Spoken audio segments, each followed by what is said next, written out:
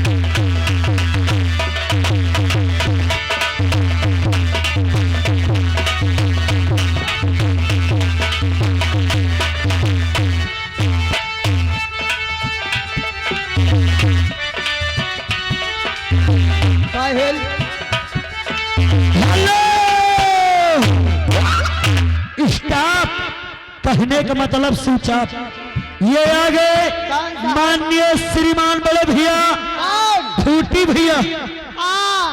भैया ग्राम बिन्नावा निवासी है। ये हमारे मेला कमेटी साहब के लिए 1000 रुपया का चंदा रहा है। पार्टी हर की स्वागत करती है। कहे ली है सुन ली है इतनी